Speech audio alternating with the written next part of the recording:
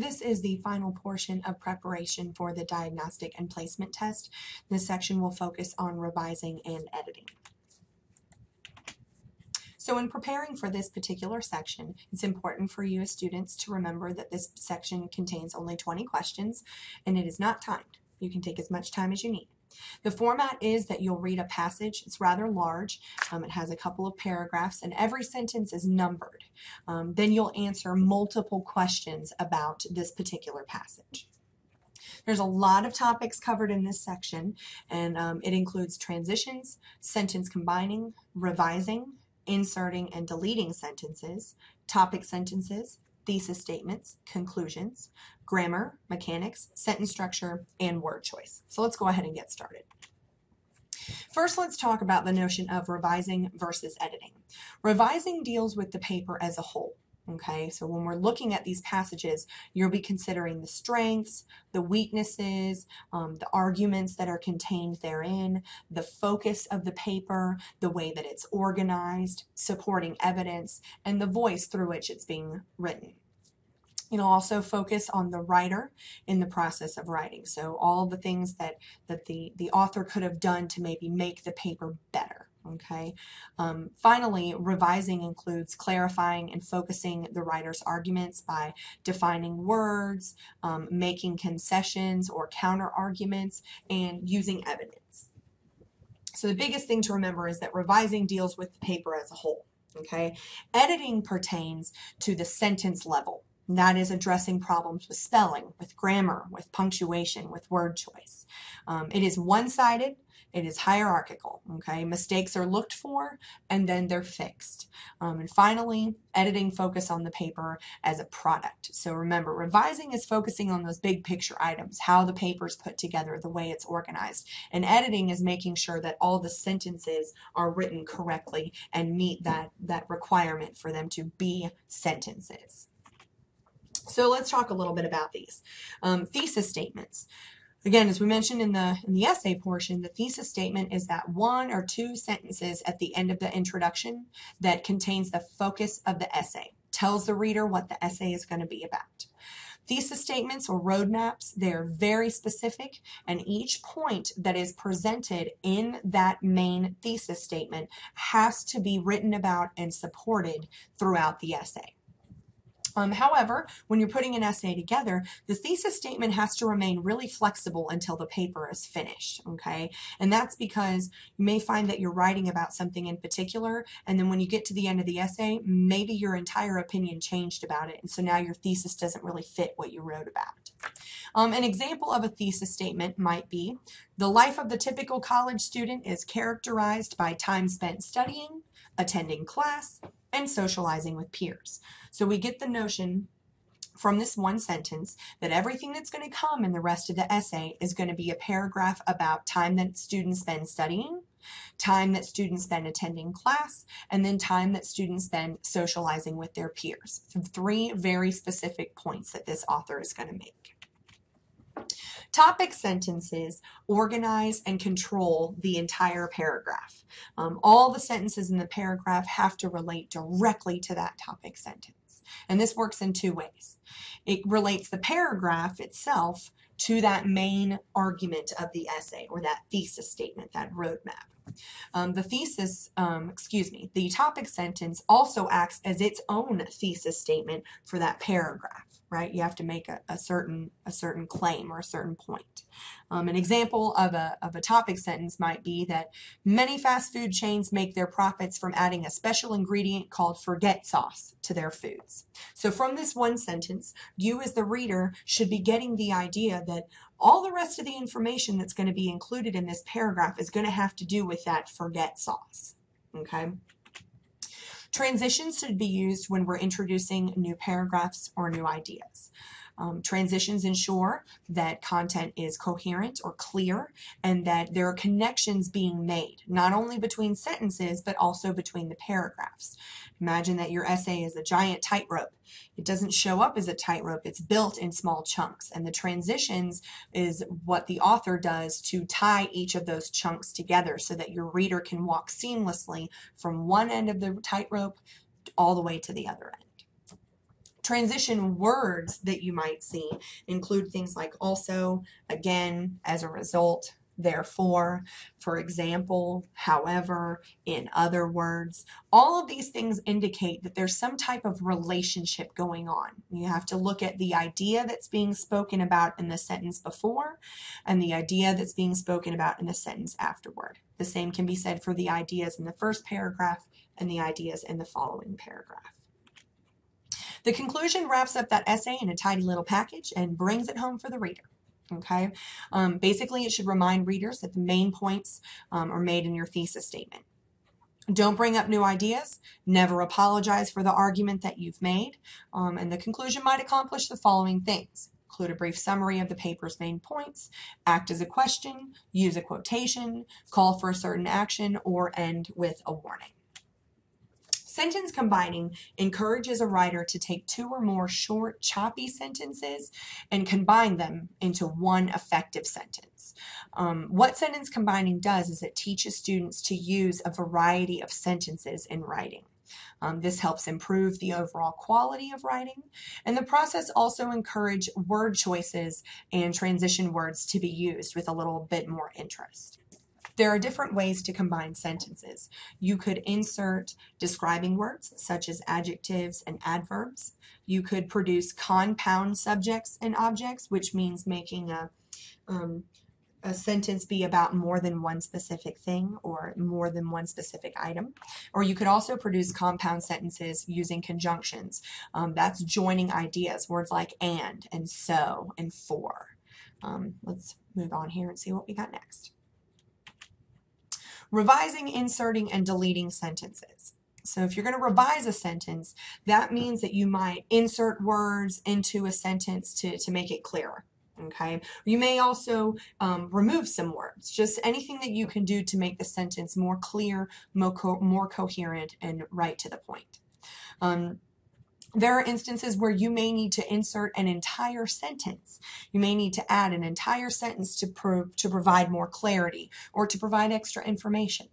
And finally, you may need to remove an entire sentence, again, for clarity and cohesion, and that means bringing everything together and making it tie together very nicely. What's important to remember is that all three of these things are used for clarity. It's to make what you're reading about clearer and easier to understand. Grammar and mechanics are two very separate things, but students often get them confused with each other. Grammar refers to the way that we put words together to create meaning. So phrases, clauses, the parts of speech, nouns, verbs, adjectives, adverbs, all of those things we learn about in grammar school. Okay. Mechanics refers to all of those arbitrary technical things in writing. So making sure that you're spelling words correctly, making sure that you're capitalizing proper nouns, using the right kind of punctuation, or how you properly use numbers or numerals and other types of symbols like an asterisk or a question mark or things like that. Sentence structure versus word choice. There are 4 different structures of sentences, and believe it or not, all students know what these are, they just might not know them by name. A simple sentence is where there's one independent clause, okay?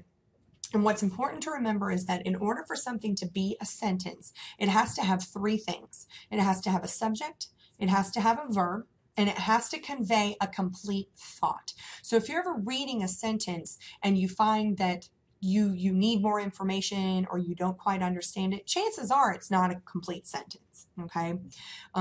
Second structure is called compound. That's where we take 2 simple sentences and we put them together by adding either a conjunction or using a semicolon. So we call that compound because it's more than one sentence and we're joining it together.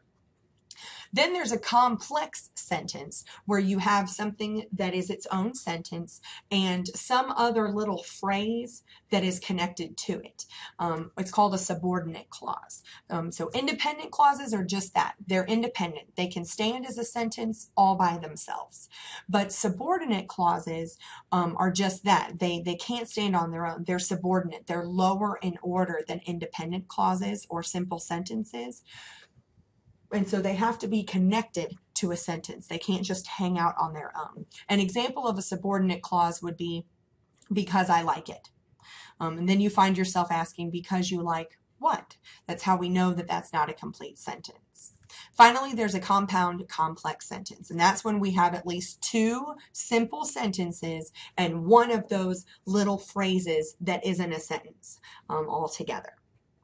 Word choice is exactly what is implied, and that's the writer's selection of words, okay? This is determined by a number of factors, the meaning, how specific they are, the level of diction that the author has, and their tone or their attitude toward what they're writing about. Now, the way that this works for the revising and editing section, again, I said you're going to be given a passage that you have to read, and then you're going to be asked to do specific things. So I'm going to switch very quickly to this document. Now, this document is included below the video presentation, so you can pull it up and look at it. But I want you all to see this because this is exactly what this is going to look like on the exam. Test yourself as we're going along through the rest of this presentation. I encourage you to go ahead and pull this document up so that you can read through it and you can provide answers to questions and then get explanations as to why the correct answer is the best choice. I do want to draw your attention to one thing, and that is that each sentence is numbered. So there's a number that comes before it. Those are going to be very important in determining what your answer to particular questions is going to be. So make sure that you pay very special attention to these that are numbered. So the first page is for passage 1, and then the second page is for passage 2, but they all follow that same pattern. So at this point in the presentation, I'm going to flip back over and provide example questions, and then I'm also going to provide the answers to those examples that make things a little bit easier to understand. But I really encourage you to pull up this Word document and use it as we go back through this. So again, as we go through these revising and editing examples, it's going to be really important for you as the student who is preparing for this exam to have that document open on your computer or print it off in your hands so that you can answer questions. I'm going to do this the same way as I did before. I'm going to go ahead and lead right into the answer and why the other answers are incorrect. So if you want to test yourself, make sure you pause right when I switch to the very next slide so that you get an opportunity to determine the answer for yourself before getting the explanation. So, in context, which of the following is best to insert at the beginning of sentence 3, which is reproduced below? So the sentence is, urban mushing is an activity for city residents. The correct answer here is C, as the name indicates. Sentence 2 indicates that the sport of urban mushing resembles traditional dog sledding, only without the sleds or the frozen terrain. Sentence 3 states that this sport is for city residents, a fact that readers who are paying attention already know since urban means city. Of the options, the best transition between sentence 2 and sentence 3 is as the name indicates. Choices A, B, and D suggest relationships between the two sentences that are not supported by the passage. And again, these questions operate just the same as the reading questions do. You always want to give the answer based on the information that you have. We never want to add information to it. We never want to take information away. Question number 2. In context, where would the following sentence be placed? And again, this is all still on passage number 1. The American Dog Derby, for example, was started in Ashton, Idaho in 1917 and is still held today. The correct answer here is C, immediately after sentence 7. The new sentence refers to the Dog Derby and notes that it began in Idaho in 1917 and is still in existence. The Derby is also an example of something. Sentence 7 indicates that dog sled races were popping up throughout Alaska and the Northwest in the years following the Alaska Gold Rush. The American Dog Derby, which began in the northwestern state, is an example that supports the claim made in sentence 7. The new sentence makes the most sense if placed directly after sentence 7. Question number 3, also applicable to passage number 1. In sentence 11, which of the following best replaces they? As participation in the races grew, they sought out a way to keep the dogs in shape during warmer seasons. The answer here is D, the dog sled racers. Sentence 11 uses the pronoun they ambiguously. What that means is it's not clear at first glance who it was that wanted to keep these dogs in shape during the warmer seasons. To find the answer, we as readers have to look really closely at the passage. Sentence 10 refers to dog sled races. And sentence 11 says that as participation grew, people looked for a way to keep the dogs in shape. These people started the sport of urban mushing in Seattle. Who were they? There's no reason to think that Eskimos, Olympic athletes, or Californians created the sport. The context or the situation in which we're reading this passage indicates that it was dog sled racers. And question number 4, which is also applicable to passage number 1, which of the following sentences contains irrelevant information and should be deleted from the passage? The correct answer here is B, sentence number 5. Sentence number 5 remarks that, interestingly, the people known as Eskimos in the U.S. are called Inuit in Canada. The passage does mention Eskimos indirectly. They are the indigenous people that they refer to in sentence 4. However, sentence 5, it's not really about the passage's main topic, which is urban mushing, and it doesn't really provide a link with any other sentence in the rest of the passage. Sentence 5 is essentially irrelevant, and it should be deleted. In contrast, sentences 2, 12, and 13, they all provide really important information that is directly linked to other sentences in the passage. And that is why answer B is the best choice here. So now as we move on to example number 2, all the answers to the next 4 questions are going to apply strictly to passage number 2. So you want to move on, read passage number 2, pause the video if you like, give yourself an opportunity to answer the question, and then hit play to get the answer. So the answer here for this one, in context, where would the following sentence best be placed? The answer is A, immediately after sentence number 1. The new sentence notes that the term spaghetti western is usually meant by film critics and historians to refer to 4 Leone films. Sentence 1 introduces the term spaghetti westerns and associates them with the director, Leone. So the new sentence makes sense if we put it right after sentence 1. In addition, sentence number 2 refers to the spotlight on one director, which fits very nicely following the next sentence's focus on films by Leone. On the other hand, placing the new sentence after sentences 2, 6, or 7, it kind of interrupts the flow of the passage. It doesn't really move forward the way it does. It would almost seem out of place. And again, these questions that we're answering, it's all about the ideas that we mentioned or the topics that we mentioned earlier in this presentation. This is an instance where we are inserting a sentence to help with clarity, to help with cohesion. And so it's important to keep those things in mind and try to figure out what type of item the question is attempting to get you to do. Question number 2 for the second example. In context, which of the following is best inserted at the beginning of sentence 8? The answer, of course, here is C, regardless. The passage opens by explaining that Leone was this most famous director of the Italian films, but that there were other films of this type that were made by other people. The second paragraph of this passage focuses on those other films. The third paragraph comes back to Leone, comes back to that director and his accomplishments, arguing in sentence number 8 that he deserves the attention he received.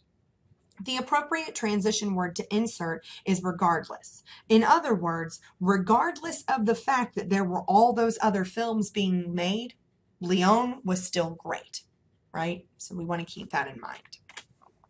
Question number 3, in context, which of the following is the best way to revise and combine sentences 10 and 11 at the underlined words, okay? So what you want to remember here is that if the information is not underlined, it is going to stay exactly as it exists. all we're going to move around are the words that are underlined. So rawhide, Eastwood, played by a sullen gunslinger. And as you can see from the possible answers, we're going to be using different types of punctuation, and we may be adding or inserting words to help us along. So these all go back to these items that we were talking about earlier in the presentation. The correct answer here, of course, is A. The two existing sentences indicate that Leon hired his star and that Eastwood, that star, played a sullen gunslinger. However, it is not especially helpful or efficient to include Leon hired his star as a separate or a main piece of the information because it's just repeating information that was already said in sentence 8. So instead, the two sentences should be combined into one single sentence explaining what Leon hired Eastwood to do. Leon hired his star, who was on hiatus from the television show Rawhide, to play a sullen gunslinger.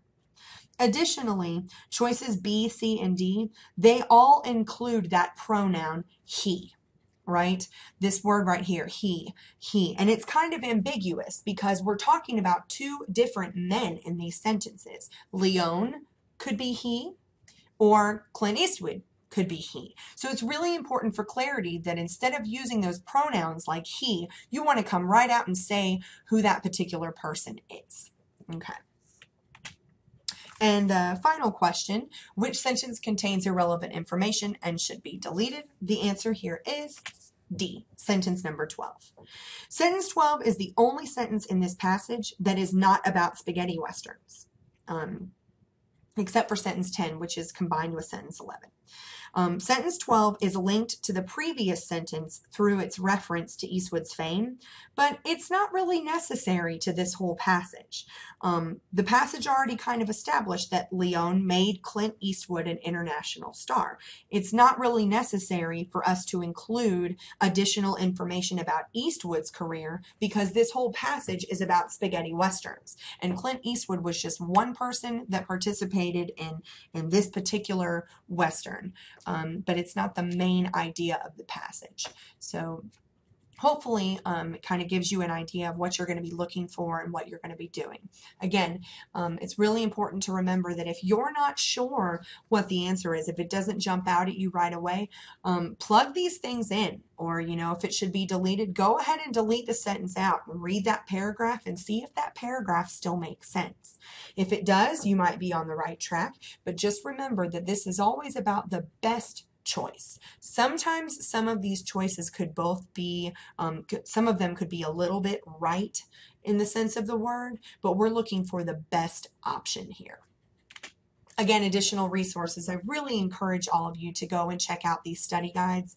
This placement test review session was adapted directly from these study guides. And as an individual who has taken this placement test, I can tell you that some of these questions actually showed up on the exam. If nothing else, I would encourage you to go and look at the essay placer portion. At the very least, I would encourage you to go and look at the essay portion of the placement test study guide. That way you can see what is an essay that received a low score of 1, what is an essay that received a score of 4 or 5, and what's an essay that received the best score possible. That way you're going to know before you even go in there what kind of writing this program is looking for. I hope that this presentation has helped you at least a little bit in preparing for the placement test. I wish you the best of luck, and we look forward to having you here at CCCC. Take care.